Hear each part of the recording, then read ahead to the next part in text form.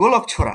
হ্যাঁ, ওইটাকে প্রাচীন গ্রিসে ওইটাকে ডিসকাস গেম বলা হয়তো। হ্যাঁ, গোলক ছোড়া, গোলক নিক্ষেপ, যে যত দূরে নিক্ষেপ করতে পারত সে ফার্স্ট হইতো।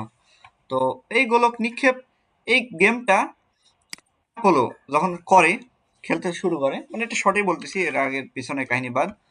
তো এই যখন ওই নিক্ষেপ করতেছিল, তখন হঠাৎ করে ওই গোলকটা তার হাত থেকে ছুটে গিয়ে হায়াসিন্থাস, তার যে ফ্রেন্ড, যাকে সে খুবই ভালোবাসতো, বিলাভেড বলা হচ্ছে, তার মাথায় গিয়ে লাগে এবং সে মারা যায়।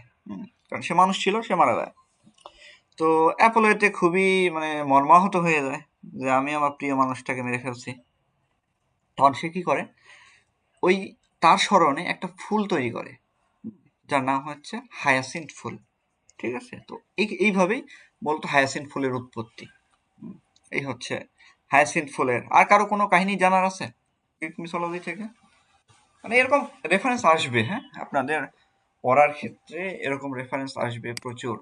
তারপর হচ্ছে যে অ্যাপেল অফ ডিসকোর্ড অর্থাৎ বিউটি কন্টেস্টের যে থিওরি, বর্তমানে যে মিস ওয়ার্ল্ড, মিস ইউনিভার্স যেটা হয় এটা। আচ্ছা, তারপর অ্যাকিলিস হিলস, যেটা আপনারা পড়ে আসছেন হাই স্কুলে প্রচুর, যে দুর্বল জায়গা বা দুর্বল বিষয়, কিন্তু এর ব্যাখ্যা হয়তো জানতেন না। এর আগের ক্লাসগুলোতে আমি বলছি অবশ্য। তো ওইটা ঠিক আশা করি ক্লিয়ার হয়েছে অ্যাকিলিস হিলস বিষয়টা কি।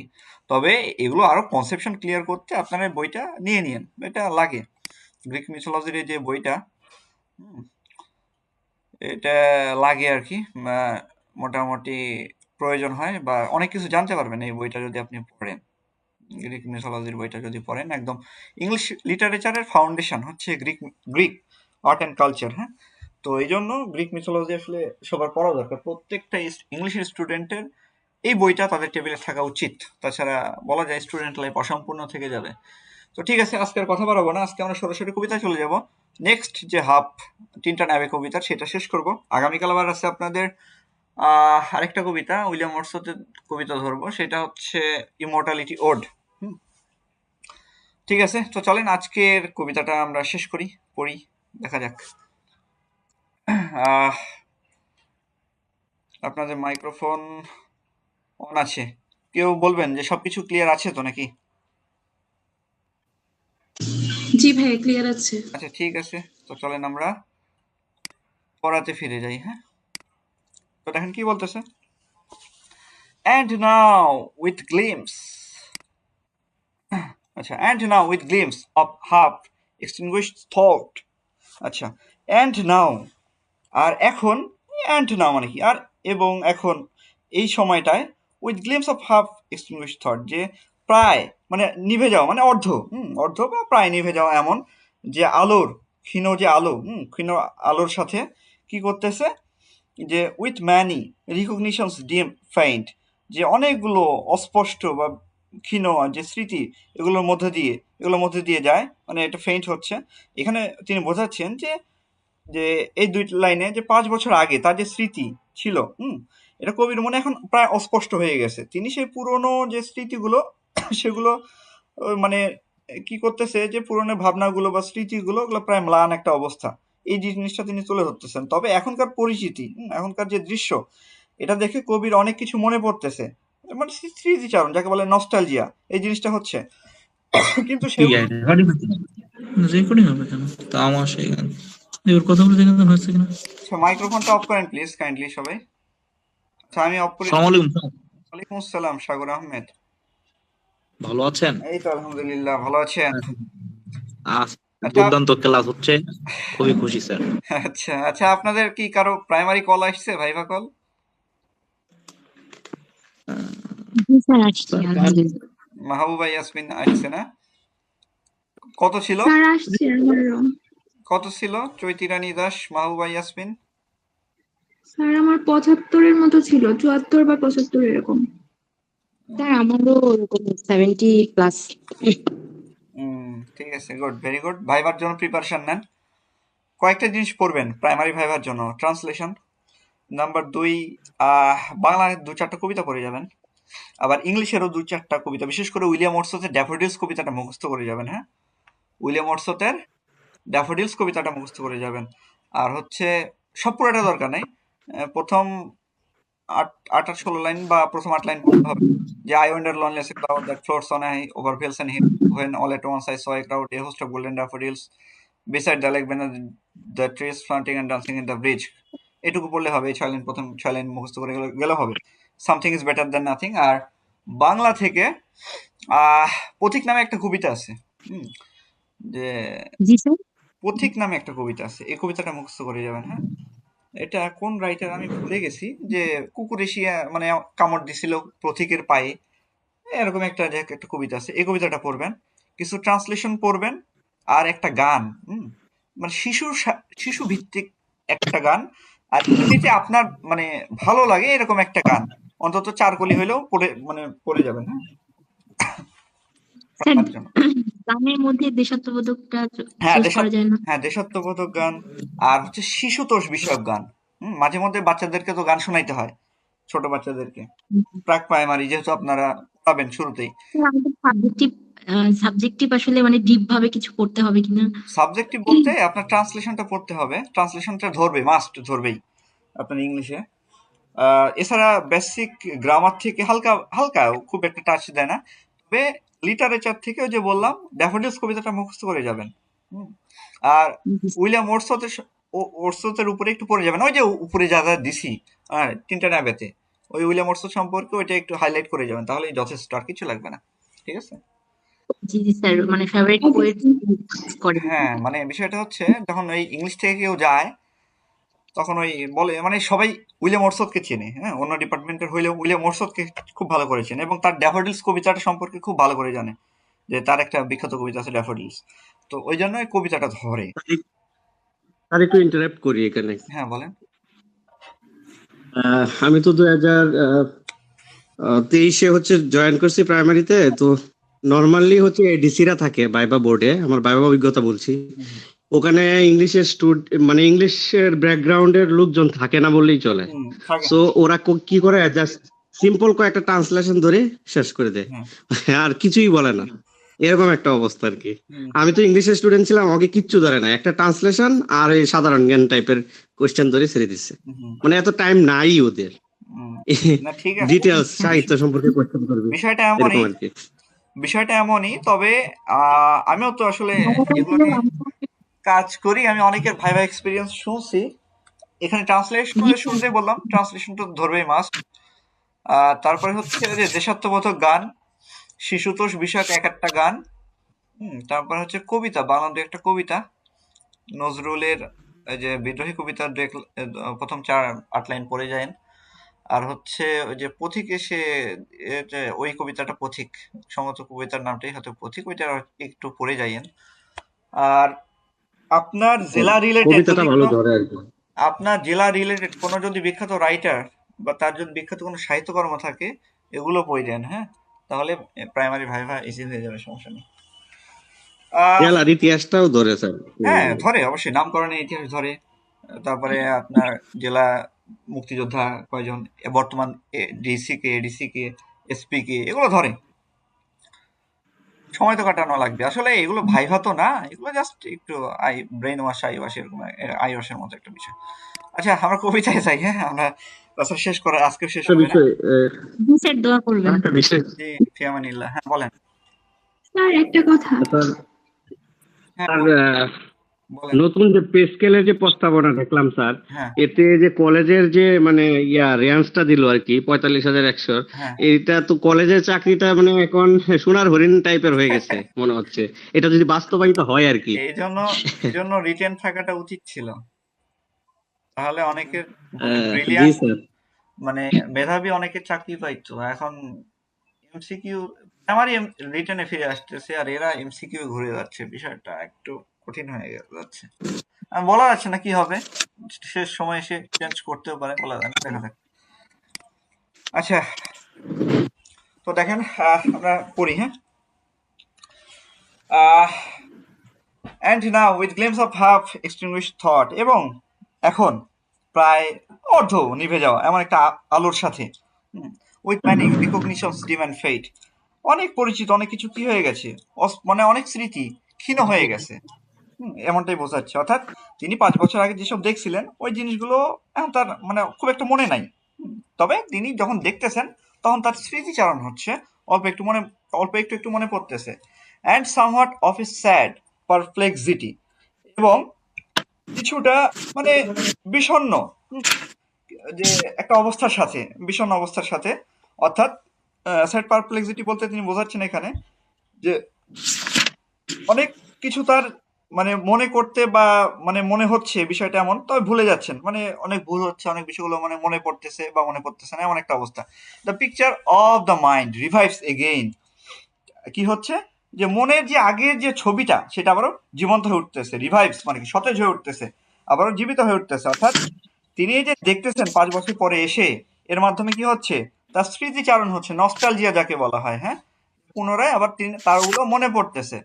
আচ্ছা, পরের লাইন পরেই দেখি, while here I stand, আচ্ছা, যখন আমি এখানে দাঁড়িয়ে আছি, নট অনলি উইথ সেন্স, কেবল অনুভূতি নিয়ে নয়, অর্থাৎ তিনি এখানে জাস্ট মানে উপভোগ, ওই যে 5 বছর আগে যে উপভোগ করছেন প্রকৃতি ইচ্ছা ওই রকম না, বরং তিনি এখন গভীর ভাবনা নিয়ে এখানে আসতেছেন, হ্যাঁ, of pleasant pleasure but with pleasing thoughts, মানে আনন্দপূর্ণ অনুভূতি নিয়ে নয়, বরং প্লিজিং থটস, অর্থাৎ মনোরম একটা চিন্তা নিয়ে, অর্থাৎ গভীর একটা চিন্তা নিয়ে তিনি এখানে উপস্থিত হয়েছেন।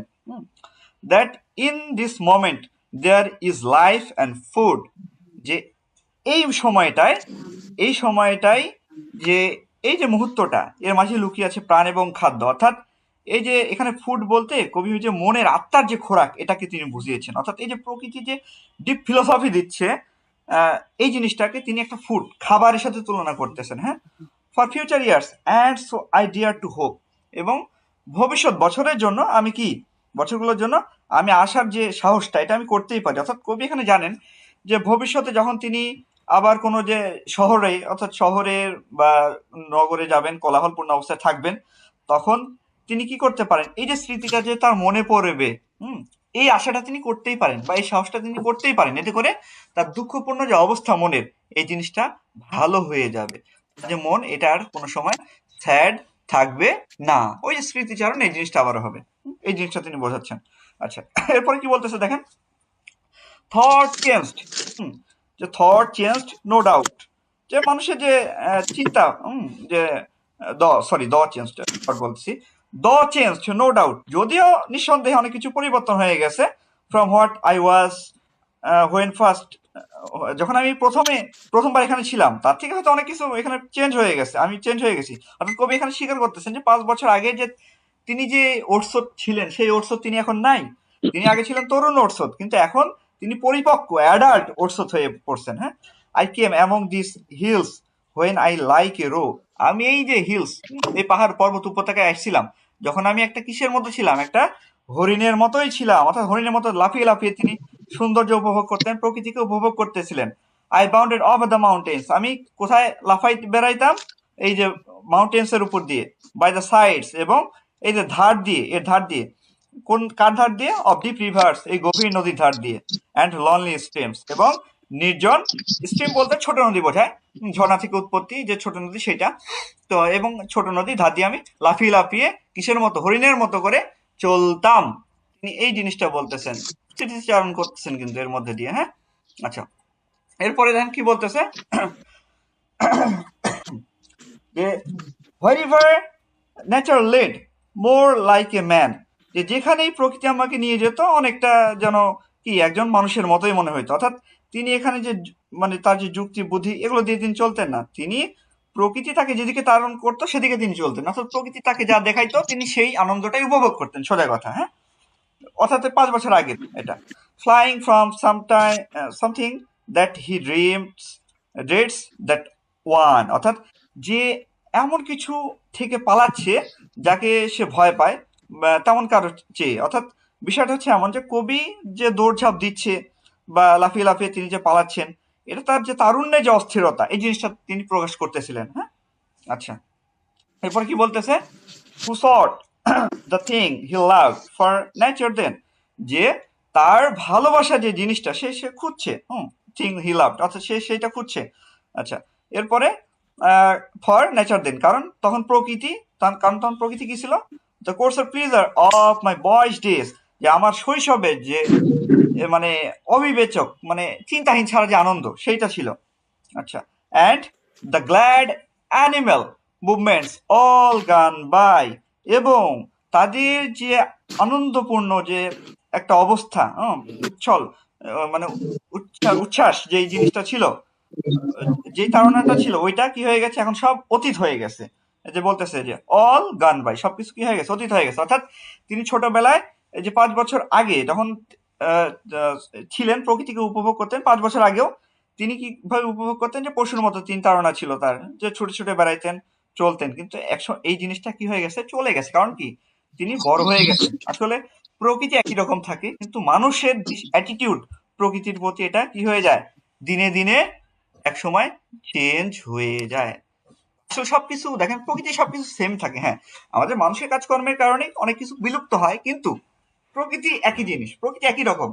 কিন্তু আমরা মানুষরা কি হয়ে যাই, বড় হয়ে যাই, তাই না? দেখেন, এই জিনিসটা একটু যদি ভালো করে ডিপলি খেয়াল করেন, তাহলে বুঝতে পারবেন। প্রথম মোবাইল পাওয়ার অনুভূতি সবার কাছে কিন্তু একই। আপনি হয়তো পাইছেন ইন্টারমিডিয়েটে উঠে, কিন্তু এখনকার বাচ্চারা পাচ্ছে হয়তো নার্সারিতে থেকেই। কিন্তু প্রথম যে মোবাইল হাতে পাওয়ার যে অনুভূতি যেটা, সেটা কিন্তু সবার প্রায় একই রকম। আর এখানে এটার মিনিং এটাই যে আমাদের কি হয়, বয়সের মানে পাশাপাশি আমরা প্রথম যে জিনিসটা ছিল ওইটার থেকে একসময় আমরা গিয়ে হয়ে যাচ্ছি কি, চেঞ্জ হয়ে যাচ্ছি। অর্থাৎ মানুষ সময়ের সাথে সাথে চেঞ্জ হচ্ছে, যার কারণে প্রকৃতির প্রতি তাদের দৃষ্টিভঙ্গি, তার যে অ্যাটিটিউড, এই জিনিসটাও কিন্তু এক সময় আস্তে আস্তে চেঞ্জ হয়ে যাচ্ছে। আচ্ছা, এরপরে কি বলতেছে, আচ্ছা আমি মাইক্রোফোনটা অফ করে দিচ্ছি, হ্যাঁ, ডিস্টারবেন্স হচ্ছে। আচ্ছা, দেখেন এরপরে কি বলতেছে, to me was all in all, তো আমার কাছে এটাই ছিল সবকিছু। আই ক্যানট পেইন্ট, আমি কি বর্ণনা করতে পারি না।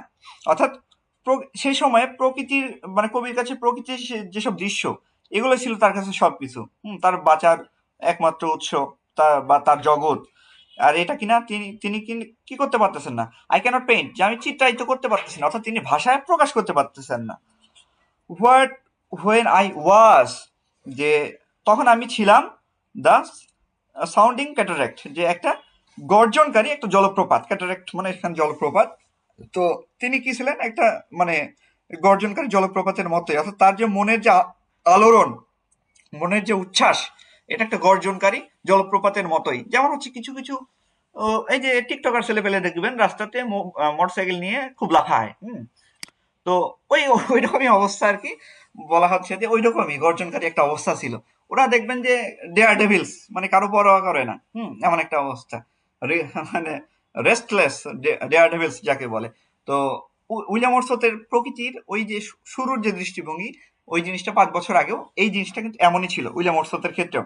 আচ্ছা, এরপরে কি বলতেছে, haunted me like a passion the tall rock, যে আমাকে একটি নেশার মতো তারা করতো, হ্যাঁ, সেই উঁচু পাহাড়, দ্য টল রক, সেই উঁচু পাহাড়, the mountain and the deep gloomy wood, যে এই যে পর্বত এবং যে গভীর অন্ধকার যে বনভূমি, এগুলো, their colours and their forms were then to me, তাদের রং এবং তাদের রূপ আমার কাছে কেমন ছিল, অ্যান অ্যাপিটাইট, একটা ক্ষুধার মতো, এ ফিলিং, একটা অনুভূতি, অ্যান্ড এ লাভ, এবং ভালোবাসা ছিল। অর্থাৎ তখন কি ছিল, এই যে বন পাহাড় উপত্যকা, এগুলো তার কাছে একটা ক্ষুধা ছিল। তার মানে ওই যে বললাম না, যে মানুষের যে তখন কি হয়, যে অবস্থা খুব খারাপ হয়, যে গ্লুমি স্টেটে থাকে, তখন কোথায় আমরা যাই, প্রকৃতির কাছে যাই। আর এই যে যারা পোয়েটিক মাইন্ড যাদের থাকে, তাদের কাছে এটা হয়ে যায় ক্ষুধা, অনিবার্য ক্ষুধা। ক্ষুধা লাগলে খাইতেই হয়, ওদেরও প্রকৃতির কাছে যাইতেই হয়, এমন এক অবস্থা।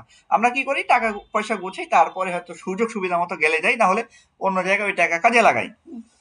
তো কি করে, তাদের কাছে এটা ক্ষুধা, এটা উইলিয়াম ওয়ার্ডসওয়ার্থের কাছে একটা অ্যাপিটাইট, মানে একটা ক্ষুধা ছিল, একটা অনুভূতি ছিল, এবং একটা ভালোবাসাও ছিল, এমন একটা অবস্থা।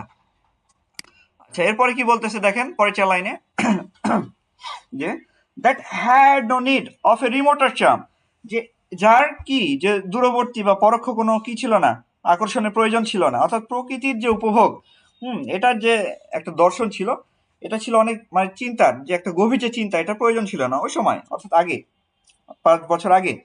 তিনি সামনে যা দেখতেন, প্রকৃতিতে যেটাই দেখতেন, সেটা দেখে তিনি কি হয়ে যাইতেন, খুশি হয়ে যাইতেন, মুগ্ধ হইতেন। আচ্ছা, এরপরে কি বলতেছে, বাই থট সাপ্লাইড নর অ্যান ইন্টারেস্ট, যা বাই থট সাপ্লাইড মানে যা চিন্তা থেকে আসে, হ্যাঁ, নর অ্যান ইন্টারেস্ট, অথবা এমন কোনো আগ্রহ থেকে, অর্থাৎ তিনি এখানে এটা বোঝাচ্ছেন যে ভালোবাসা, যে তখন তার প্রকৃতির প্রতি যে ভালোবাসা এটা ছিল হচ্ছে কি ইনস্ট্যান্ট, তাৎক্ষণিক ছিল, মানে দেখছি ভালোবাসছি এমন, অতটা গভীর কোনো কিছু ছিল না। Unborrowed from the eye the time is past, যে যা ছিল কি, যে আনবোর্ড ফ্রম দ্য আই, যে সেটা ছিল হচ্ছে চোখে দেখা ছাড়া অন্য কোনো কিছু, মানে একটা ধার করার মতো একটা অবস্থা, যেই সময় এক সময় কি হয়ে গেছে, বয়ে গেছে, অর্থাৎ চলে গেছে। অ্যান্ড অল ইটস অ্যাকিং joys are now no more, এবং তার যে যন্ত্রণাময় আনন্দ এখন এটা আর নাই। অ্যাকিং জয়েস মানে কি, যন্ত্রণাময় আনন্দ, এটা হচ্ছে একটা কি, কোন ফিগার্স অফ স্পিচ বলতে পারবেন কেউ? এনিওয়ান? যারা আগে পড়ছেন তারা তারা পারার কথা এটা। অ্যাকিং জয়েস পাশাপাশি, এগুলো হচ্ছে অক্সিমরন, হ্যাঁ, এগুলো অক্সিমরনের মধ্যে পড়ে। আচ্ছা, তো দেখেন যে এই যে, এবং এটার যে যন্ত্রণাময় যে আনন্দ এটা আর নাই, অর্থাৎ যৌবনের যে আগের সেই যে এক ধরনের যে অস্থিরতা, ওই জিনিসটাকে কবি কি বলতেছে এখানে, অ্যাকিং জয় বলতেছে, হ্যাঁ, যে যন্ত্রণাময় আনন্দ বলে উল্লেখ করতেছেন। এবং এটা কি হয়ে গেছে, একসময় তিনি যখন বড় হয়েছেন এটা আর নাই, এটা চলে গেছে, হ্যাঁ। তো এরপরে আমরা পরের লাইনগুলো দেখি, পরের আবার 5টা লাইন দেখি কি বলতেছে, যে and all its dizzy raptures not for this, and all its dizzy raptures, এবং সেই যে একটা মানে নিস্তেজ একটা উন্মাদনা, একটা উন্মাদনা যেটা ছিল, নট ফর দিস, এটি কি, নট ফর দিস, যে এটা এই ক্ষতির জন্য, অর্থাৎ এটা কবি যে বলতেছেন, কবি বলতেছেন যে তিনি আত্মহারা, ডিজি র্যাপচার্স বলতে কবি এখানে আত্মহারা একটা অবস্থা বোঝাচ্ছেন, যে যেটা কিনা তাকে পাগল করে দিত, দিশেহারা করে দিত। যদিও সেই দিনগুলো হারিয়ে গেছে, তবুও কবি মানে তার প্রতি কোনো তার আক্ষেপ, এই জিনিসটা তার নাই, তিনি আর আক্ষেপ করতেছেন না।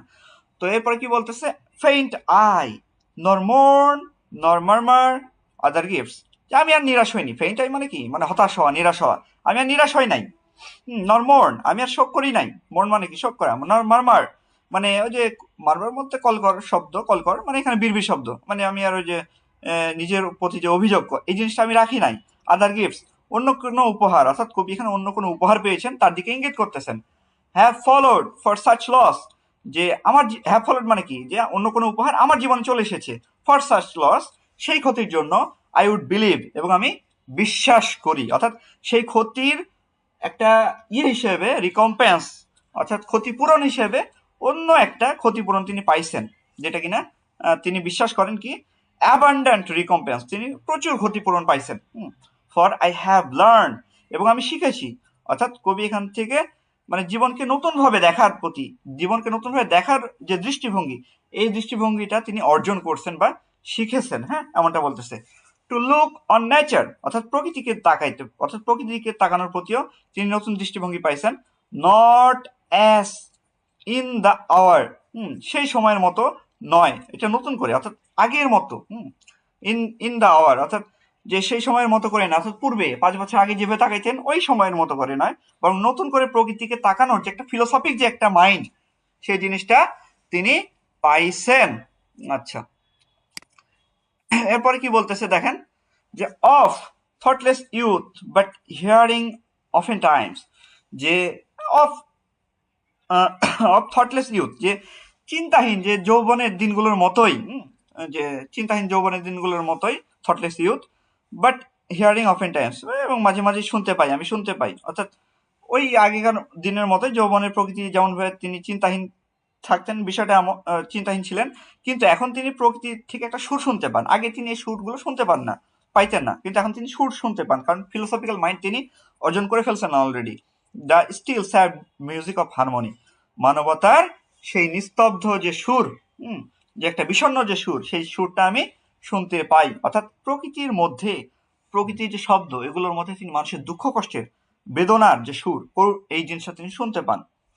আচ্ছা, এরপর কি বলতেছে, নর হার্শ নর গ্রেটিং দ্য অফ অ্যাম্পল পাওয়ার, যা কিনা হার্শ মানে কর্কশ নয়, নর গ্রেটিং মানে যে গ্রেটিং বলতে এটা কানে লাগে না এমন, দ্য অফ অ্যাম্পল পাওয়ার, এবং যদিও তার যে যথেষ্ট কি আছে, মানে শক্তি আছে এমন।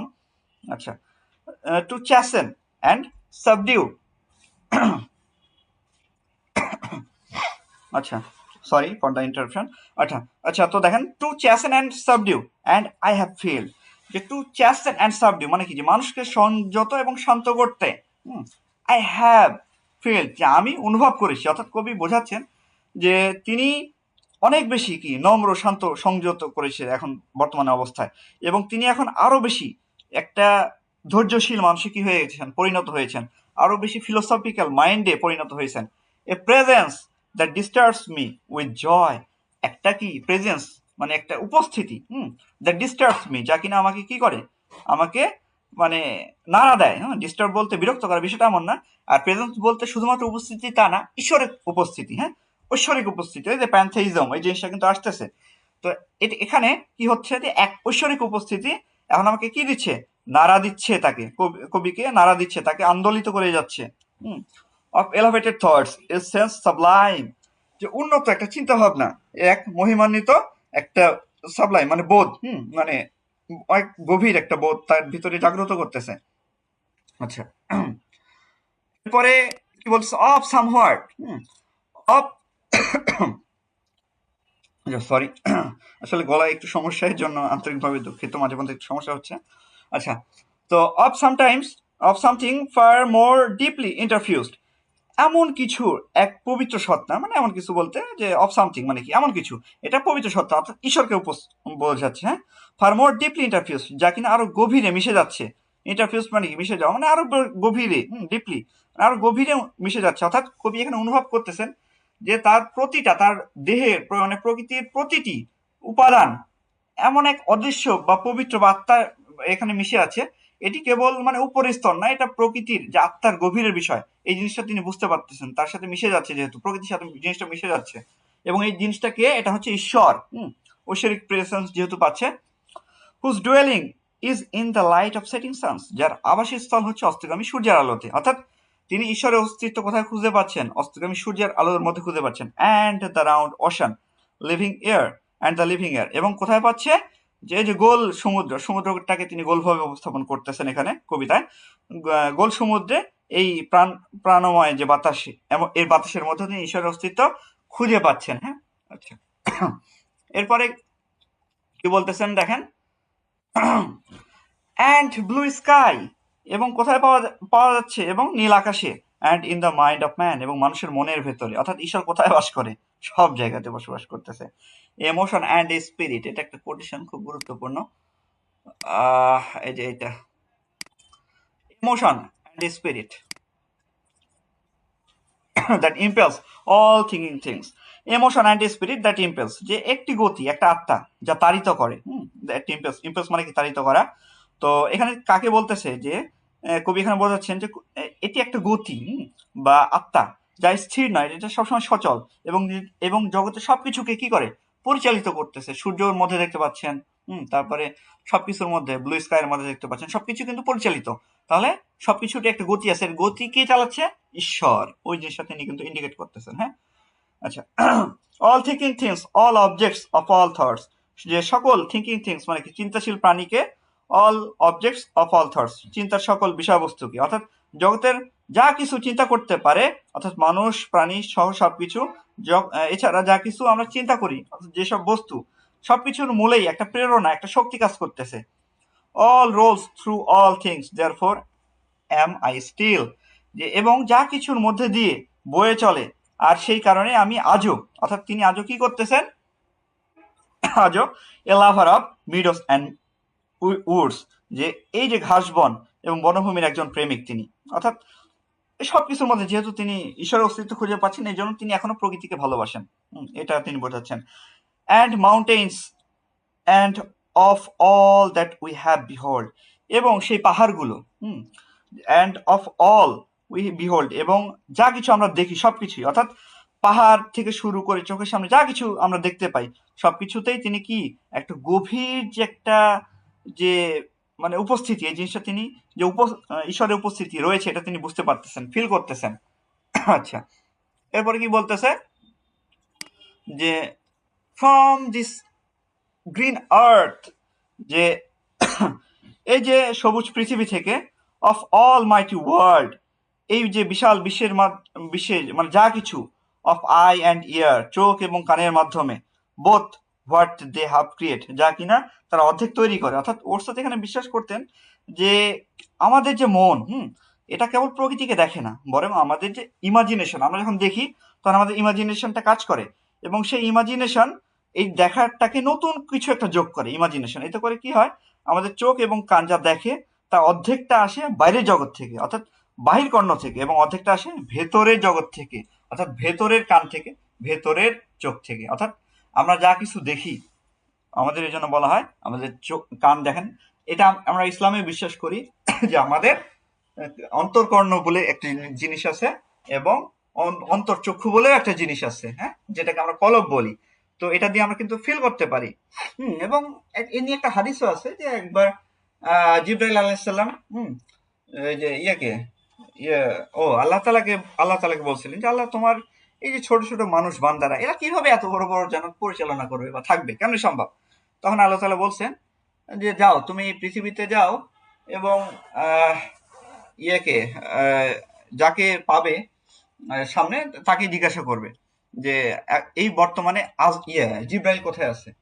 তো ওই এটা কোন হাদিস তো আমি জানি না, তবে আমি অনেক আগে শুনছি। যাই হোক, তো কি হলো, তিনি সামনে আসলেন, হ্যাঁ, আবু বকর সিদ্দিক রাদিয়াল্লাহু আনহুর কাছে আসলেন, এবং তিনি যখন বললেন যে ভাই, আপনি কি বলতে পারবেন যে জিব্রাইল কোথায় আছে এই সময়, তখন তিনি 7 আসমান 7 জমি তিনি চোখ বন্ধ করে খুঁজলেন, পাইলেন না।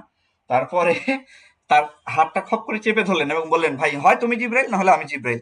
তো এরপর থেকে জিব্রাইল আলাইহিস সালাম বুঝতে পারছে মানুষের আসলে কলবের যে পাওয়ার, এটা কতটা। ঠিক তেমনি উইলিয়াম ওরসন দেখেন কতটা ডিপ, এরা ওই সময়ে মানে এরা আসলে মানে আপনাকেই বলবে, হ্যাঁ, আপনার রিয়েলিস্টিক বিষয়গুলো ডিপ করবে, এবং আপনি যদি রিলিজিয়াস হন, আপনার রিলিজিয়াস বিলিফটাকে আরো বেশি স্ট্রং করে দিবে। সোজা কথা। আমরা কিন্তু এগুলো আমরা মনে করি যে প্যান্থেইস্ট, যার মানে কি প্রকৃতি পূজারী, সে অ্যাথিস্ট মানে হয়ে গেছে। বিষয়টা এমন না। আপনি ভালো সাইডটা নেন, ভালো জিনিসটা নেন, শিক্ষণীয় জিনিসগুলো আমাদের নিতে হবে লিটারেচারে। হ্যাঁ, এখন বিষয়টা হচ্ছে দেখেন, লিটারেচার, ইংলিশ লিটারেচারটা বিশেষ করে আমাদের খারাপভাবে শিক্ষা দেয়, কারণ ওদের সমাজটাই তো ওইরকম, ওদের কালচারটাই, ট্রেডিশনটাই ওইরকম।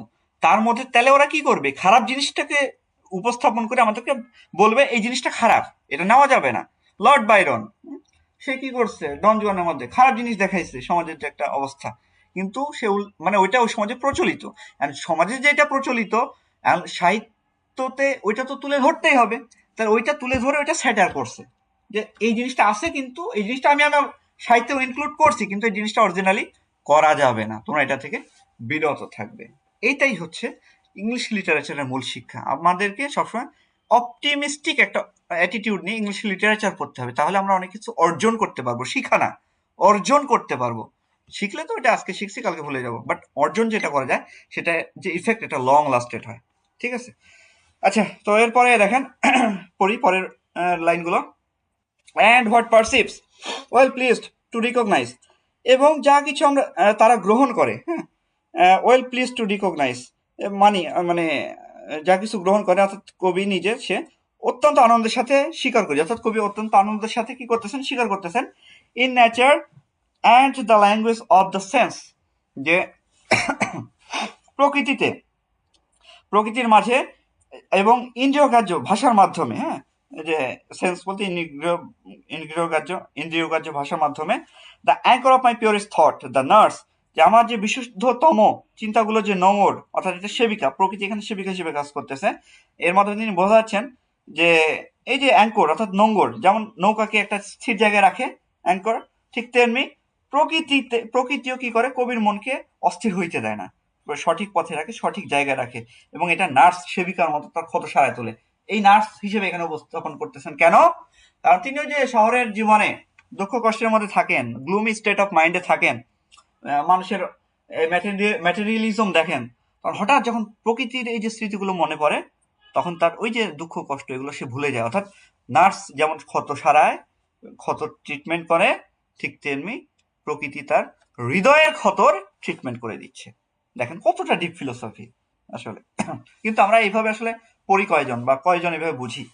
আচ্ছা, এরপরে দেখেন কি বলতেছে, the guide, the guardian of my heart and soul, যে পথ প্রদর্শক, আমার হৃদয়ের অভিভাবক এবং আত্মা। অর্থাৎ কবি প্রকৃতির যে জীবন, প্রকৃতিকে একটা গাইড হিসেবে এখানে কিন্তু উপস্থাপন করতেছেন, যে প্রকৃতি আমাদের কি করে, গাইড করে। বা এখানে কি বলতেছেন, এবং তিনি বলতেছেন যে তার হৃদয়ের ভালো লাগা বা মন্দ লাগা সবকিছু কি দেয়, গার্ডিয়ান পাহারা দেয়, ঠিক তেমনি প্রকৃতিও তার ভালো কাজে কি করে, প্রেরণা যোগায়। Of all my moral beings, যে আমার সমস্ত নৈতিক সত্তার, অর্থাৎ কবি এখানে বলতে চাচ্ছেন যে তিনি যে একজন নৈতিক মানুষ এবং ভালো মানুষ যে হতে পেরেছেন, এর পুরো যে ক্রেডিট তিনি কাকে দিচ্ছেন, এটা প্রকৃতিকে দিচ্ছেন। কারণ তার যে চরিত্র, এর মধ্যে নৈতিকতা আছে, মানবিকতা, যে সকল যে গুণ, এর ভিত্তিটাই গড়ে দিয়েছে প্রকৃতি। অর্থাৎ তাকে ভালো করার জন্য, ভালো মানুষ হওয়ার জন্য যা কিছু করার কে করে দিছে, সেটা করে দিছে হচ্ছে প্রকৃতি। অর্থাৎ তাকে ভালো মানুষ হিসেবে প্রকৃতি স্টাবলিশড করে দিছে। আচ্ছা, এরপরে দেখেন আমরা পরের 5 নম্বর যে স্ট্যান্ডার সেটা পড়বো। আচ্ছা,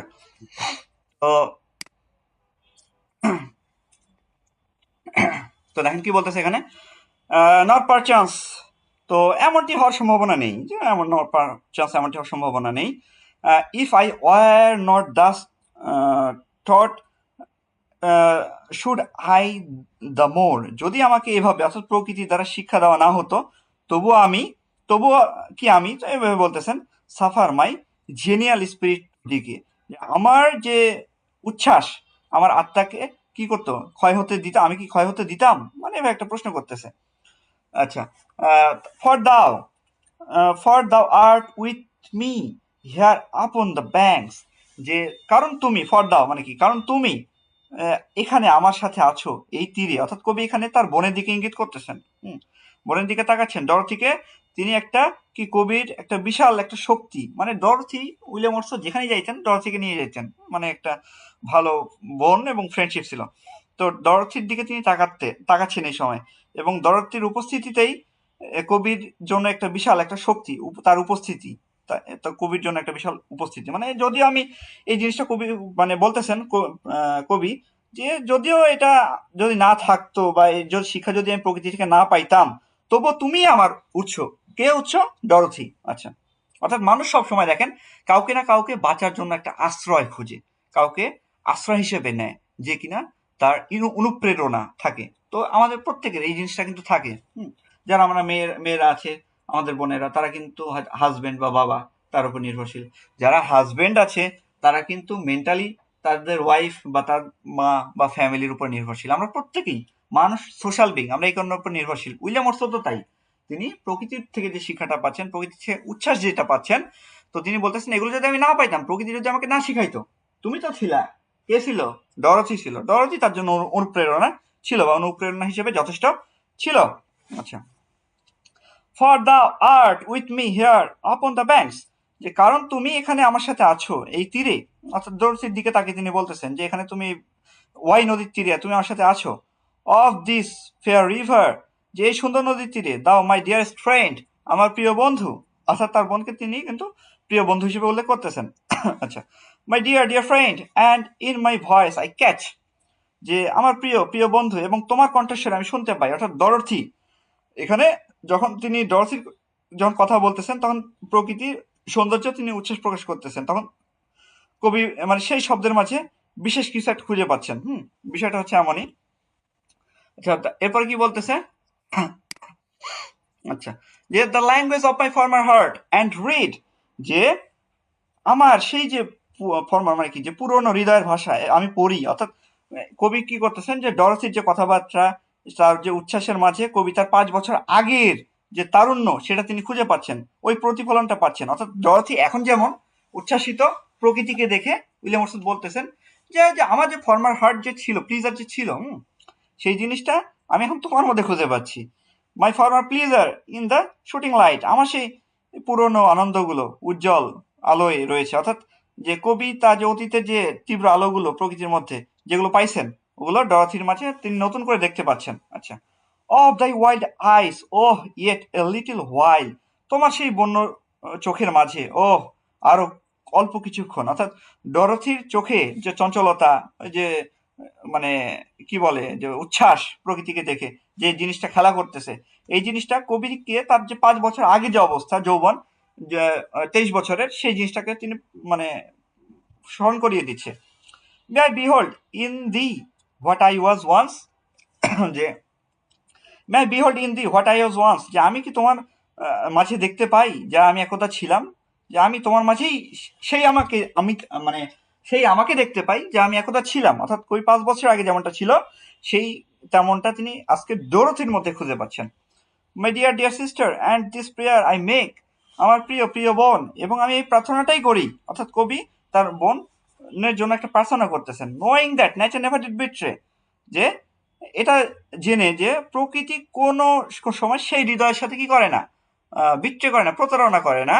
কি বলতেছে, যে the heart that loved her, যে হৃদয়টা প্রকৃতিকে কি করে, ভালোবাসে। অর্থাৎ প্রকৃতি, এটা কিন্তু একটা গুরুত্বপূর্ণ কোটেশন, হ্যাঁ, যে nature never did betray the heart that loved her, অর্থাৎ প্রকৃতি সেই হৃদয়ের সাথে কোনো সময় বিট্রে করে না যে হৃদয়টা প্রকৃতিকে ভালোবাসে। আচ্ছা, ঠিক, হার প্রিভিলাইজ, এটি তার কি, যে একটা বিশেষ একটা অধিকার, অর্থাৎ প্রকৃতিকে যারা মন থেকে ভালোবাসে তাদের রক্ষা করা কি একটা প্রকৃতির একটা বিশেষ অধিকার, বা প্রকৃতি এটা করে। অর্থাৎ প্রকৃতি কিভাবে রক্ষা করে, ওই যে দুঃখ কষ্টে থাকলে তার হৃদয়ের যে আনন্দের যে খোরাক স্মৃতিটা হিসেবে দেয়, এটা মূলত প্রকৃতির অধিকার। প্রকৃতি এই মানে রিকম্পেন্স হিসেবেই, মানে রিকম্পেন্স না, এটা মূলত তার যে ক্ষত এটা সারায় তুলে নার্স হিসেবে আসতেছে, আর এখন কি হিসেবে আসতেছে, এটা প্রকৃতির অধিকার হিসেবে আসতেছে। এটা যে সারিয়ে যে তুলবে, এটা প্রকৃতিরই অধিকার। তুমি তবে সেই দৃষ্টিভঙ্গিতে প্রকৃতিকে তাকাইতে হবে, দেখতে হবে। আচ্ছা, এরপরে কি বলতেছে,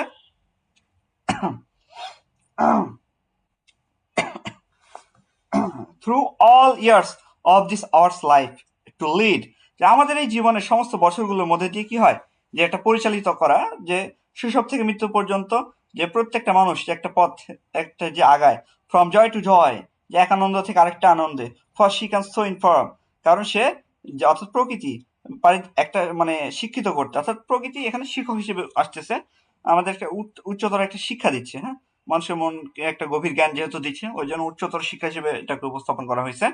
the mind that is with us, যে যে মন, যে আমাদের মনের ভেতরে আমাদের ভেতরে থাকা যে মনকে সো ইমপ্রেস, এভাবে কি করে প্রভাবিত করতে পারে, প্রকৃতি আমাদেরকে এভাবে প্রভাবিত করে। অর্থাৎ আমাদের যে অবচেতন যে মন, এর উপরে প্রকৃতির যে একটা প্রভাব, এটা অনেক গভীর। যা আমাদের চিন্তা এবং মানে আমাদের যে কাজ, আমাদের যে থিঙ্কিং ক্যাপাসিটি, সবকিছুকে কি করে একবারে পুরোপুরি বদলে দেয়, চেঞ্জ করে দেয়। উইথ কোয়াইটনেস অ্যান্ড বিউটি, কিসের সাহায্যে, নিস্তব্ধতা এবং সৌন্দর্যের মাধ্যমে। অ্যান্ড সো ফিড, আর এভাবেই কি করে আমাদের খাওয়ায়, অর্থাৎ আমাদেরকে কি করে, যে শরীরকে পুষ্টি দেয়। With lofty thoughts that neither evil tongues, যে মহৎ সব চিন্তার দ্বারা, যাতে করে না কোনো মন্দ কথা, যা করে নাতে করে কি থাকে না, কোনো মন্দ কথা থাকে না। আচ্ছা, এরপরে কি বলতেছে, rash judgement nor the steer of selfish man, যে অবিবেচক যে বিচার, র্যাশ মানে অবিবেচক বিচার, rash judgement, nor steer of selfish man, যে অথবা যে স্বার্থপর মানুষের যে অবজ্ঞার যে হাসি। বিষয়টা হচ্ছে এমন, যে সমাজে আমাদের সমাজে অনেক মানুষ কি করে, অনেক সময় আমাদের যে ভুল বোঝে বা আমাদের নিয়ে কি করে, তখন উপহাস করে। কিন্তু প্রকৃতির সান্নিধ্যে থাকা মানুষ এসব তুচ্ছ বিষয়কে ভয় পায় না। অর্থাৎ দেখেন, আমরা যে এই যে আমাদেরকে জাজ করে মানুষরা, আমাদেরকে সাইডার করে, ক্রিটিসাইজ করে, এগুলোর কোনো পরোয়াই করে না যারা কিনা প্রকৃতির কাছে থাকে। উইলিয়াম ওয়ার্ডসওয়ার্থ এই জিনিসটা উল্লেখ করতেছেন, যে তুমি যা বলো না বলো, সমস্যা নাই, কারণ প্রকৃতি আমাকে ভালোবাসে, আমি প্রকৃতিকে ভালোবাসি। প্রকৃতির যে স্পর্শ, এই জিনিসটা আমার এটাকে ক্ষতটাকে সারায় দিচ্ছে, আমাকে ভালো করে রাখতেছে সবসময়। এই জন্য মানুষের জাজমেন্ট এটা কোনো কিছু যায় আসে না, যে যত বেশি ক্রিটিসাইজ করে করুক, এটা কোনো বিষয় না, কারণ প্রকৃতি এগুলো প্রকৃতির কাছে থাকলে, সান্নিধ্যে থাকলে এই বিষয়গুলো তুচ্ছ মনে হয়। আচ্ছা, এরপর কি বলতেছে, nor greetings where no kindness is nor all. আচ্ছা, না সেই মানে লৌকিক যে সম্ভাষণ, গ্রেটিংস মানে কি, যে লৌকিক যে হ্যালো হাই বাই বাই এমন নাকি, where no kindness is at all, যেখানে কিনা কোনো কি নাই, আন্তরিকতা নাই, আর না সব নকল। অর্থাৎ এখানে যে কৃত্রিম মানুষের জীবনটা কি, যে শহরে যে কৃত্রিম মানুষের যে জীবন, হ্যাঁ, তো অনেক সময় কি হয়, যে অনেক সময় উপর মানুষ ভালো ব্যবহার দেখায়, শহরের মানুষেরা তো তাই, হ্যালো হাই বাই বাই, বিষয়টা হচ্ছে এমনই, কেউ কারো পরোয়া করে না, এটা যে যার মতো সবাই, এই জন্য সবাইকে বলা হচ্ছে ম্যাটেরিয়ালিস্টিক, বস্তুবাদী, এবং কেউ একে অন্যকে কেউ মন থেকে ভালোবাসে না। আমরা মানুষ দেখেন কত একটা ডিপ ফিলোসফি সে দিচ্ছে, যে মানুষ আমরা কাউকে আসলে মন থেকে কেউ ভালোবাসি না, সবাই আমরা স্বার্থপর। কে জন্য? একদম সেলফলেস লাভ। এটা কে বাসে? প্রকৃতি আমাদেরকে ভালোবাসে। কবি বলতেছেন যে প্রকৃতিতে শান্তি থাকলে এইসব আচরণ, এইসবের যে মানুষের যে খারাপ যে নর গ্রেটিংস, এগুলো, এই জিনিসগুলো কোনো কিছু যায় আসে না। The dreary intercourse of daily life, যে দৈনন্দিন জীবনের যে একঘেয়ে নিরানন্দ যে মেলামেশা, অর্থাৎ এই যে যান্ত্রিক জীবনে মানুষ যেসব কাজে ব্যস্ত থাকে সেগুলো, shall ever prevail against us or disturb, যে এগুলো কি করবে? আমাদের উপর সবসময় যে জয়ী হতে পারবে না বা একটা বিঘ্ন ঘটাবে না। অর্থাৎ যে তিনি বলতেছেন যদি আমাদের মনে প্রকৃতির প্রতি ভালোবাসা থাকে তাহলে যে জগতের বা মানুষের সমাজের যে কোনো যে এসব তিক্ততা, তাদের খারাপ ব্যবহার, এসব একঘেয়েমি জিনিসগুলো আমাদের এই যে মানসিক যে শান্তি, এই জিনিসটা নষ্ট করতে পারবে না। বা এগুলো জিনিস আমাদেরকে খুব বেশি মানে এগুলো প্রভাব ফেলবে না আমাদের মনে। আর চেয়ারফুল ফেইথ, আমাদের যে প্রফুল্ল যে বিশ্বাস বা প্রফুল্ল বিশ্বাসে, that all which we behold, যা কিনা আমরা সবকিছু দেখি, অর্থাৎ তিনি প্রকৃতিকে যা কিছু দেখছেন, যা কিছু শিখছেন, এগুলোতে তিনি আনন্দ পাচ্ছেন, ইজ ফুল অফ ব্লেজিং, এটা কি দিয়ে পরিপূর্ণ? আশীর্বাদে পূর্ণ। দেয়ারফর লেট দ্য মুন, তো চাঁদকে অনুমতি দাও। অর্থাৎ কবি বিশ্বাস করেন যে মহাবিশ্বের যে এই প্রতিটা উপাদান আশীর্বাদ পুষ্ট। তো এই মহাবিশ্বই থেকেই তিনি তার বোনকে, বোনকে প্রকৃতির কাছে সঁপে দিচ্ছেন। যে তার বোনকে বলতেছেন যে দেয়ারফর লেট দ্য মুন, যে প্রকৃতির কাছে নিজেকে সঁপে দিচ্ছেন যে তার বোনকে, যে তুমি প্রকৃতির কাছে নিজেকে সঁপে দাও বা আসো প্রকৃতির কাছে নিজেদেরকে সুপে দেই বা নিজেদেরকে প্রকৃতিতে মিশিয়ে দেই এমন। Shine on the in the solitary work, যে তোমার যে একাকী, shine on the in the solitary work, অর্থাৎ যে তোমার যে একাকী নির্জন যে পথ চলা, সেটাকে কিরণ দিতে, অর্থাৎ প্রকৃতি এখানে কি তার জীবনটাকে আলোকিত করবে যদি প্রকৃতিকে সে ভালোবাসে। কারণ নির্জনতাই কি প্রকৃতির সাথে মেলামেশা করার একটা শ্রেষ্ঠ সময়। এই জন্য তিনি বলতেছেন সলিটারি ওয়ার্ক, অর্থাৎ এই যে একাকী পথ চলার সময় কি করো? যে প্রকৃতিকে ভালোবাসে, প্রকৃতিকে চেনো। And let the Misti mountains winds be free, এবং এই যে মিস্টি মাউন্টেন্স উইন্ডস বি ফ্রি মানে কি? যে কুয়াশাচ্ছন্ন যে পাহাড়ি যে বাতাস, এটাকে স্বাধীনভাবে বইতে দাও। অর্থাৎ উইলিয়াম ওয়ার্ডসওয়ার্থ এখানে বলতেছেন যে পাহাড়ের যে হিমেল যে হাওয়াটা আসে, কবি চাচ্ছেন যে তার বোন ডরোথি যে শরীরে এটা স্পর্শ করুক, স্পর্শ করতে বলতেছেন, প্রকৃতিকে বলতেছেন যে তার শরীরে এটা স্পর্শ করো, যাতে তিনি কি প্রকৃতির যে উচ্ছ্বাস, প্রকৃতির যে শান্তি, এটাকে সে উপলব্ধি করতে পারে। আচ্ছা, to blow against the and in after years. আচ্ছা,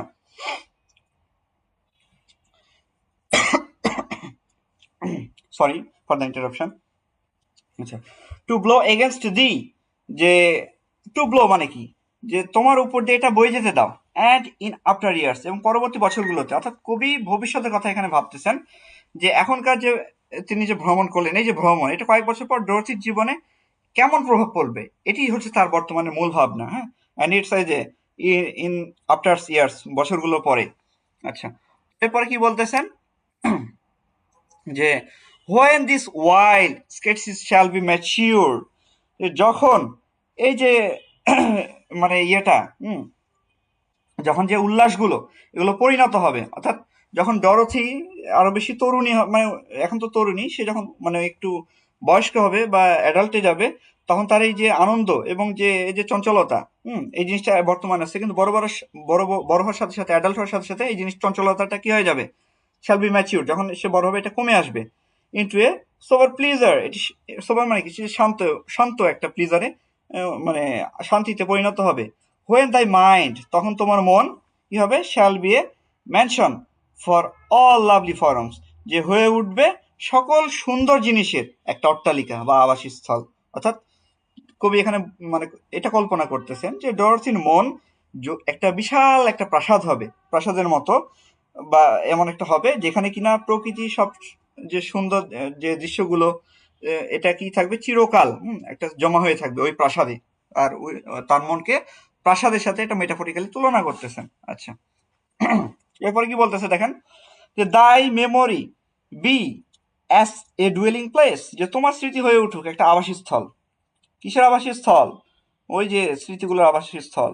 for all sweet sounds and harmonies, oh then, সকল মিষ্টি শব্দ এবং এই যে মানে এবং এর জন্য সুসঙ্গতির জন্য, অর্থাৎ এখানে তিনি বোঝাচ্ছেন যে প্রকৃতির যে নদীর যে কলকল শব্দ, পাখির যে গান, বাতাসের যে একটা সুন্দর যে শব্দ, এগুলো সবই কি ডরোথির মনে সুন্দর একটা প্রতিধ্বনিত হবে একটা অবস্থা।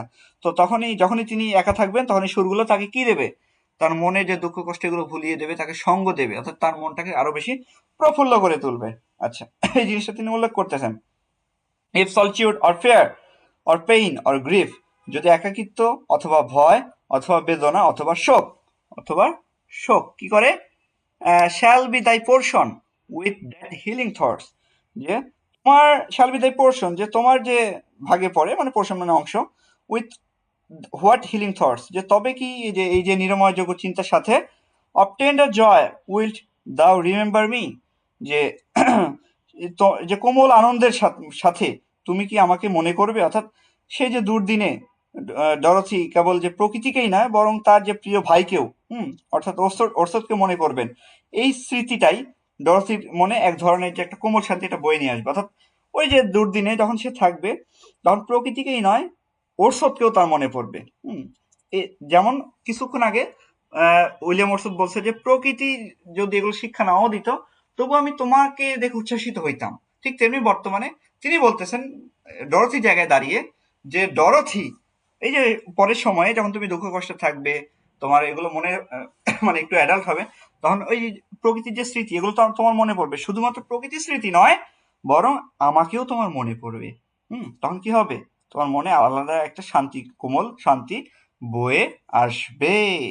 আচ্ছা, and this my exhortation not perchance, এবং এটাই আমার উপদেশ, exhortation মানে হচ্ছে উপদেশ গুলো, এবং আমার এই উপদেশগুলো exhortations মানে উপদেশগুলো মানে পুরো আগের যতগুলো দিছে ওগুলো সহ আমার এই উপদেশগুলো, এবং এমনটি হইতে পারে not perchance, এবং এমনটি হইতে পারে যে কি বলতেছে যে if I shall be where I no more can hear, যে if I shall be where I no more hear, যে আমি মানে বিষয়টা হচ্ছে এমন যে যদি আমি এমন কোথাও থাকি যেখানে আমি আর শুনতে পাবো না, অর্থাৎ কবি এখানে নিজের মৃত্যুর কথা পরোক্ষভাবে মানে টোটালি উল্লেখ করতেছেন যে হয়তো তিনি যদি মারা যান তাহলে হয়তো তিনি আর এগুলো শুনতে পাবেন না। এমন একটা সময় আসবে যখন তিনি এই পৃথিবীতে আর থাকবেন না।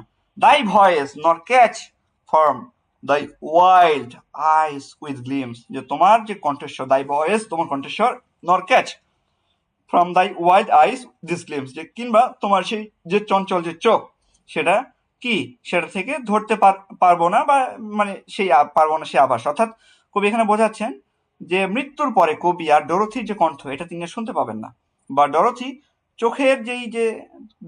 যে চোখের যেই আগের যে উচ্ছ্বাস উজ্জ্বলতা এই জিনিসটা তিনি আর কি পাবেন না, দেখতে পাবেন না। এটা কে দেখতে পাবেন না? উইলিয়াম ওরসদ। আচ্ছা, এরপরে কি বলতেছেন, অফ পাস্ট এক্সিস্টেন্স, অতীতের যে অস্তিত্বের, উইল্ট দাও দেন ফরগেট, তবে কি তুমি কি যে তখন ভুলে যাবে, উইল্ট দাও, ওই যে উইল্ট অর্থাৎ উইল, এখানে এগুলো আগেকার ফর্ম আর্কাইক ফর্ম উইলের, উইল্ট দাও দেন ফরগেট, তুমি কি এগুলো কি ভুলে যাবে, অর্থাৎ কবি ডরোথিকে প্রশ্ন করতেছেন যে তার মৃত্যুর পর, অর্থাৎ ওরসদের মৃত্যুর পরও ডরোথি কি এই যে মুহূর্তগুলো এগুলো কি ভুলে যাবে। তবে তিনি বিশ্বাস করেন উইলিয়াম ওরসদ যে না, ডরোথি এগুলো কখনোই ভুলবে না। আচ্ছা, that on banks of this delight stream, যে এই যে মনোরম যে সুন্দর নদীর তীরে, এই যে নদীর তীরে, উই স্টুড টুগেদার, আমরা একসাথে দাঁড়িয়েছিলাম, অ্যান্ড দ্যাট আই, এবং আমি, সো লং, যে দীর্ঘকাল ধরে, অর্থাৎ এখানে উইলিয়াম ওরসদ ডরোথিকে মনে করিয়ে দিচ্ছেন, অর্থাৎ ডরোথি কিন্তু চুপচাপ আছে, তো কিন্তু তাকে কেন্দ্র করে বলতেছে উইলিয়াম ওরসদ, যে তিনি ডরোথিকে কেন্দ্র করে এখানে বলতেছেন যে এই যে মুহূর্ত, এই সুন্দর মুহূর্ত আমরা দুজনে প্রকৃতিতে একসাথে যে কাটিয়েছি, আমরা যে দাঁড়িয়েছিলাম, তো এই জিনিসটা যে এই যে সহমর্মিতার জিনিসটা, এটা কি স্মৃতিটি তিনি কি অমর করে রাখতে চান, তিনি চান এটা কি যেন মানে উইলিয়াম ডরোথি যেন মনে রাখে, হ্যাঁ, সবসময় কোনো সময় যেন ভুলে না যায়। আচ্ছা, তো এরপরে কি বলতেছে, এ ওরশিপার অফ নেচার, যে একজন প্রকৃতির যে পূজার মানে উপাসক, আইদার কেম, এখানে এসেছিলাম, অর্থাৎ ওরসদ নিজেকে প্রকৃতির একজন উপাসক অর্থাৎ প্যান্থেইস্ট হিসেবে উপস্থাপন করতেছেন, যে সে কিনা এখানে এসেছিল। আচ্ছা, unwearied in the service rather say, সেই সেবায়, আনওয়েরিড ইন দ্যাট সার্ভিস মানে সেই সেবায় অক্লান্ত হয়ে, রাদার সে, এবং বরং বলা ভালো, অর্থাৎ প্রকৃতিকে ভালোবাসা এবং তার যে সেবা করাকে কবি একটি মানে একটা ধর্মীয় একটা ধর্ম, প্যান্থিজম একটা ধর্ম, অর্থাৎ এটা একটা ধর্মের সাথে তিনি তুলনা করতেছেন। এবং ঠিক 5 বছর পরেও তিনি এই কাজ করতে গিয়ে কি একবারও কোনরূপ কোনো ক্লান্তি হন নাই, ওই একই জিনিস তিনি বজায় রাখতেছেন। উইথ আর্মার লাভ, ওহ, মানে আরো উষ্ণ ভালোবাসার সাথে, ওহ, উইথ ফার ডিপার জিল, আরো গভীর উদ্দীপনা নিয়ে। অর্থাৎ কবি বর্তমান সময়ে প্রকৃতির প্রতি তার ভালোবাসা কমেনি, বরং আরো বেশি মানে বেড়ে গেছে, আরো বেশি গভীর হয়েছে, আরো বেশি উদ্দীপনা নিয়ে তিনি প্রকৃতিকে ভালোবাসতেছেন, দেখতেছেন, উপভোগ করতেছেন। অফ হোলিয়ার লাভ, আরো পবিত্রতম ভালোবাসা নিয়ে। আর এই হোলিয়ার লাভটা কিন্তু 5 বছর আগে ছিল না। হোলিয়ার যে লাভটা, পবিত্রতম যে ভালোবাসা, এটা কিন্তু ছিল না, এটা বর্তমানে আছে। নর উইলট দাও দেন ফরগেট, তুমি কি এটা তখনো ভুলে যাবে না। অর্থাৎ কবি এখানে যে মানে আগের যে ভালোবাসা তার ঊর্ধ্বে তিনি উপস্থাপন করতেছেন যে প্রকৃতিকে যে ভালোবাসা এটা কি হয়ে গেছে, পবিত্র হয়ে গেছে। হ্যাঁ, এবং তিনি বিশ্বাস করেন ডরথি যে পবিত্রতা যেটা মানে এটা সারা জীবন মনে রাখবে, প্রকৃতিতে যে পবিত্রতাটা যে আছে, ঈশ্বর আছে, এই জিনিসটা সারা জীবন মনে রাখবে। আচ্ছা,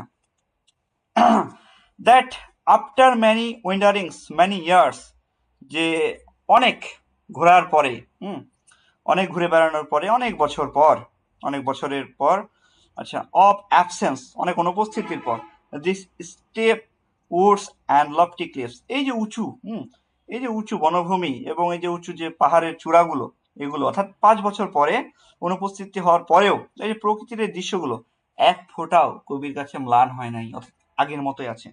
and this green pastoral landscape were to me, এবং এই যে সবুজ গ্রামীণ যে ভূমি বা বনভূমি বা গ্রামীণ যে দৃশ্যগুলো, এগুলো আমার কাছে ছিল। এগুলো কি ছিল? মোর ডিয়ার, আরো প্রিয়, more both for themselves and for thy sake, যে এটা ছিল আরো বেশি প্রিয় এবং তাদের নিজেদের অর্থাৎ সৌন্দর্যের জন্য, তোমার কারণেও। অর্থাৎ কবি এখানে বোঝাতে যাচ্ছেন যে এই যে প্রকৃতি, এর কাছে দুটি কারণে মানে মূলত কবির কাছে প্রিয়। প্রথমত হচ্ছে প্রকৃতি নিজস্ব একটা সৌন্দর্যের জন্য, আর দ্বিতীয়টা হচ্ছে তার যে প্রিয় বোন ডরোথি, তার সাথে ভ্রমণ সঙ্গী ছিলেন এই কারণেও। অর্থাৎ মানুষের ভালোবাসা প্রকৃতির যে সৌন্দর্য এটাকে আরো বাড়িয়ে তোলে। অর্থাৎ মানুষকে যদি ভালোবাসে, মানুষ যদি প্রকৃতিকে ভালোবাসে, মানুষকে যদি ভালোবাসা যায়, মানুষ যদি প্রকৃতিকে ভালোবাসে, তাহলে এই যে প্রকৃতির যে সৌন্দর্য এটা আরো বেশি ফিল করা যায়। বিষয় একটা হচ্ছে এমন, আপনি যদি প্রকৃতিকে ভালোবাসেন, আপনি যদি উইলিয়াম ওয়ার্ডসওয়ার্থের মতো প্যান্থিস্ট হন, প্রকৃতির প্রতি আপনার দৃষ্টিভঙ্গি কি হবে? টোটালি অন্যরকম, চেঞ্জ, আলাদা, অন্যরকম ভাবে আপনি দেখবেন। তো বিষয়টা হচ্ছে এমনই যে উইলিয়াম ওয়ার্ডসওয়ার্থ এখানে বলতেছেন যে তার এখানে মানে প্রকৃতি, তিনি এখানে বলতেছেন যে এই যে প্রকৃতি এটা তার কাছে দুইটা কারণে প্রিয়, দুইটা কারণে। প্রথমত কোন কারণ? প্রথম হচ্ছে যে প্রকৃতি যে একটা যে সৌন্দর্য দিচ্ছে, এই সৌন্দর্যের কারণে। আর 2 নাম্বার সেটা হচ্ছে যে তার বোন ডরোথি, তার যে ভ্রমণ সঙ্গী ছিল এই কারণে। তো যেহেতু তার বোন ভ্রমণ সঙ্গী ছিল এই কারণে। আর এই কারণ কেন? কারণ হচ্ছে যে মানুষের যে ভালোবাসা, এটা প্রকৃতির যে সৌন্দর্য এটা অনেক বেশি বাড়ায় তোলে মানুষের ভালোবাসা। কারণ কেউ যদি প্রকৃতিকে ভালোবাসে তাহলে প্রকৃতিকে সে আরো বেশি ডিপলি দেখবে, আর ডিপলি যখন দেখবে তখন প্রকৃতি থেকে আরো বেশি যে নির্যাস, ডিপ নলেজ, ডিপ লাভ, এই জিনিসটা সে উপলব্ধি করবে। আর ডিপ লাভের পর্যায়ে যখন সে চলে যাবে তখন সে প্যান্থেইস্ট হয়ে যাবে, ঈশ্বরের অস্তিত্ব খুঁজে পাবে, ঈশ্বরকে সে খুঁজে পাবে। এই হচ্ছে সম্পূর্ণ কবিতা। তো আশা করি আপনাদের কনসেপশন টোটাল ক্লিয়ার হয়েছে আজকের ক্লাসের। আচ্ছা, হায়াসিন্থ ফুলের গল্পটা ইয়েটা কি যেন জানতে চাইছিলেন, ওইটা আমি শুরুতেই বলছি। আপনি কি শুনছেন বিষয়টা, হায়াসিন্থ ফুলের উৎপত্তিটা?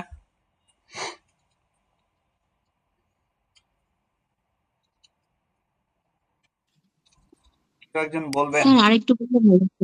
জি, আরেকবার বলবো হায়াসিন্থ ফুলের জি মানে উৎপত্তির বিষয়টা, বা ওই ফুলের নামকরণ কিভাবে হইলো। আচ্ছা, এটা গ্রিক মিথ। জি, হোয়াটসঅ্যাপের উপরে কয়টা কবিতা পড়াবেন স্যার? দুইটা, আপাতত দুইটা, একটা হচ্ছে তিনটা নেবে আর একটা হচ্ছে ইমর্টালিটি ওড। আগামীকালকে একটা ক্লাস আছে আপনাদের, ইমর্টালিটি ওডের ফার্স্ট হাফ পড়াবো আগামীকাল। পরে পরে স্যার এগুলো কিন্তু ফটোকপি করে বের করছি স্যার, অনেক টাকা খরচ হয়ে যাচ্ছে, কিন্তু তারপরেও পিডিএফ এ পড়া সম্ভব হচ্ছে না। এগুলো বাইরে কইরেন না, এত পেজ সম্ভব না তো। কারণ আমি তো এটা আগে নিষেধ করলাম যে আপনারা জাস্ট ধরে থাকেন। এগুলো যখন বই আকারে বের হবে তখন না আপনাদের পোষাবে, তাছাড়া তো এভাবে পোষাবে না। তো প্রচুর কস্ট, যাদের প্রিন্ট কম্পিউটার আছে, প্রিন্টার আছে, তাদের জন্য সুবিধা, তাছাড়া তো সম্ভব না। আচ্ছা, হায়াসিন্থ ফুল, আমি এটার উৎপত্তি কি, এটা নামকরণ কিভাবে হইলো, এই জিনিসটা গল্পটা আমি গ্রিক মিথোলজি অনুযায়ী আরেকবার বলি তাহলে। গ্রিক মিথোলজি অনুযায়ী বিষয়টা হচ্ছে এমন যে অ্যাপোলো, হুম অ্যাপোলো হায়াসিন্থাস নামে একজন ছিল, তো তাকে খুব ভালোবাসতো। সে একটা ছেলে, হ্যাঁ, হায়াসিন্থ, তো তাকে ভালোবাসতো। তো যাই হোক, তো কি হয়, তো এই যে হায়াসিন্থাসকে যে ভালোবাসতো, হ্যাঁ, তো তাকে ভালোবাসা মানে সে এতটাই ভালোবাসতো যে ওই যে ওই ডিসকর্ড নামে একটা খেলা হইতো, হ্যাঁ, আপনার হচ্ছে যে ওই খেলাটায় কি হয়েছিল যে এই গোলক নিক্ষেপ, সোজা কথা বাংলা ভাষায় বলি, এটা গোলক নিক্ষেপ খেলা। আমরা যেমন গোলক নিক্ষেপ খেলছি, ওই গোলক নিক্ষেপ খেলার সময় ওই প্রাচীন গ্রিসে ওই ইয়ে করতো, ওই অ্যাপোলো কি করছিল, একবারে গোলক নিছিল, নিয়ে সে ছুঁড়ে মারছিল। তো ওইটা গিয়ে হায়াসিন্থের মাথায় লাগে, হ্যাঁ, হায়াসিন্থাসের মাথায় লাগে। তো এতে করে সে মারা যায়। তো এই তাকে যে ভালোবাসতো দেবতা অ্যাপোলো, এই জন্য তার মৃত্যুতে সে একদম শোকে পাথর হয়ে যায়। পরবর্তীতে যাই হোক, ওই তাকে মানে ওই জায়গাতেই কি হয়, তার মৃত্যুর পরে ওই জায়গায় একটা ফুল জন্মে, হ্যাঁ, একটা হায়াসিন্থ, ওই যে ফুলটা। তো এই ফুলটাই পরবর্তীতে ওই অ্যাপোলো, মানে ওই ফুলটাই সে একটু জন্মাতে সাহায্য করে আর কি। সে তাকে চিরকালীন সময় মানে বেঁচে তাকে যেন সবাই মনে রাখে, এই কারণে ওই ফুলের নামটা দেওয়া হচ্ছে হায়াসিন্থ। তো এর পরবর্তী এইভাবেই মূলত হায়াসিন্থ ফুলের উৎপত্তি। হুম, এই হচ্ছে বিষয়। আর তার সাইকোমোর গাছের বিষয়ে একটু সম্পর্কে আইডিয়া দিবেন বলছিলেন। জি জি জি, রিপিট প্লিজ। সাইকামোর গাছ। না, যে আরেকটা কি যেন, কি কি বললেন না? সাইকামোর গাছ। সাইকামোর গাছটা, এটা গ্রিক মিথোলজিতে তো ওইভাবে নেই। এটা আপনার হচ্ছে অটোমেটিক, এটা, হ্যাঁ, গ্রিক মিথোলজিতে এটা পাবেন না। এটা আপনার হচ্ছে যে এটা হচ্ছে একটা মানে ইয়ে গাছ, মানে যখন ইয়ে ঋতু থাকে, আপনার ইয়ে ঋতু কি বলে, গ্রীষ্ম ঋতু আর কি, ওদের ওই সময় যখন সিজন অফ ফ্রুটস হয়, তখন ওইটা ইয়ে পরিপূর্ণ থাকে, গাছটা চিরহরিতে পরিপূর্ণ থাকে। এটা আসলে গ্রিক মিথোলজির সাথে ইয়ে না, তবে হ্যাঁ, ড্যাফোডিলস ফুলটা উইলিয়াম ওয়ার্ডসওয়ার্থের যে পোয়েমটা, ওইটা কিন্তু কানেক্টেড। তো ড্যাফোডিলস ফুলের ক্ষেত্রে হয়েছিল কি, ওইখানে ওই আপনার হচ্ছে একটা ছিল, একটা ছেলে, যাই হোক একটা মানে ওই হয়েছিল কি, বিষয়টা এমন যে আপনারা শুনছেন নেমেসিস, নেমেসিস নামে একটা টার্ম শুনছেন, মানে কি পানিশমেন্ট, হ্যাঁ, হ্যামার্শিয়া, হাবরিস, পেরিপেশিয়া, অ্যানাগনোরিসিস, নেমেসিস। তো এই নেমেসিস ছিল একটা দেবী, হ্যাঁ, সে পানিশমেন্টের দেবী। তো ওই যে ছেলে, মানে ছেলেটা, ওর নামটা এক্সাক্ট এখন বর্তমানে মনে পড়তেছে না, মানে নিজের চেহারা নিয়ে সে খুব গর্ব করতো। ইভেন অনেক নিমথ, অর্থাৎ আপনার হচ্ছে যে বনের দেবী, বনের যে পরীরা, তারা তাকে পছন্দ করতো। অনেক প্রপোজাল আসছে, কিন্তু সে কারো প্রেম গ্রহণ করে নাই, প্রত্যাখ্যান করছে সবাইকে। অর্থাৎ নিজের চেহারাকে নিয়ে সে খুব মানে গর্ব করতো, হ্যাঁ। তো এই কারণে পানিশমেন্টের যে দেবী, আপনার হচ্ছে যে নেমেসিস, সে রেগে যায় এবং বলে যে তোমার চেহারাই তোমার কাল হবে। তখন কি হয়, একদিন সে যখন একটা স্ট্রিম, ছোট ঝর্ণা নদীর পাশ দিয়ে যাচ্ছিল, তার মধ্যে নিজের প্রতিফলন দেখতে পায়, নিজের প্রতিবিম্ব দেখতে পায়, দেখে নিজের প্রেমে নিজে পড়ে যায়। সে মনে করে যে এত সুন্দর কেউ আছে, মানে প্রেমে, তার চেহারা প্রেমে সে নিজে পড়ে যায়। তো পড়ে থাকার পরে ওইভাবেই ওই জায়গাতেই সে মারা যায়। তো সে মারা যাওয়ার ফলে পরে ওই জায়গাতে একটা ফুল জন্মে, হ্যাঁ। তো ওই ফুলটাই মূলত বর্তমানে ড্যাফোডিলস ফুল।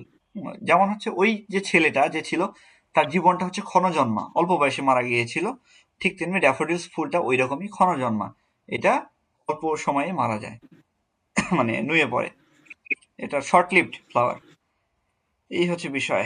এছাড়া আপনারা এই যে বইটা নিলে অনেক কিছু, মানে একদম ডিটেলস আপনারা প্রচুর অনেক কিছু জানতে পারবেন। এই যে গ্রিক মিথোলজির বই, একদম পুরো, একদম কেওয়াস থেকে শুরু করে আপনার হচ্ছে যে এই যে গ্রিক নেম, রোমান নেম, অনেক, এই যে দেবতা জিউস হচ্ছে গ্রিক নেম, রোমান নেম হচ্ছে জুপিটার, হেরা হচ্ছে গ্রিক নেম, জুনো হচ্ছে রোমান নেম, কি কিসের দেবতা ছিল সেটাও এখানে লিখে দেওয়া আছে। তারপরে এখানে বিভিন্ন হিরোদের নাম, হেরাক্লিস হচ্ছে আপনার গ্রিক নেম, হারকিউলিস হচ্ছে আপনার রোমান নেম। তারপরে এখানে টেবিল অফ কন্টেন্টস আছে যে ফার্স্ট ডাইনাস্ট্রি, এখানে এই যে আপনার যে ইয়েটা কেওয়াস কেওয়াস থেকে শুরু করে ওখানে ক্রোনাস, গাইয়া, এই যে টাইটান্সদের যে রাজা ক্রোনাস সে হইলো সেইটা, fall of Uranus, fall of Cronus, তারপরে অলিম্পিয়ান গডস, তারপরে বিভিন্ন লিজেন্ডস, এগুলো সবার কাহিনী আছে। আপনারা আহ, এই মোটামুটি 7 তারিখ থেকে বইটা কুরিয়ার করা শুরু হবে, ফেব্রুয়ারির। এটা অনেকে মোটামুটি অনেকে অর্ডার করছেন, আপনারা চাইলে অর্ডার করে রাখতে পারেন। বইটা ফ্রি সময় আপনারা পড়বেন, অনেক কিছু জানতে পারবেন আসলে এগুলা, মানে কিভাবে আসলো, ওই যে মেসুডা, ওই যে ইয়ার কাহিনী। এই যে এবার একটা ইন্টারেস্টিং একটা কাহিনী ঘটছে, মানে মেসুডা একটা দেখলাম, একটা মানে কিছুদিন আগে একটা শিপে গেছিলাম আর কি, একটা এই ভ্রমণে। তো দেখলাম একটা মেয়ের নাম থুইছে হচ্ছে মেসুডা।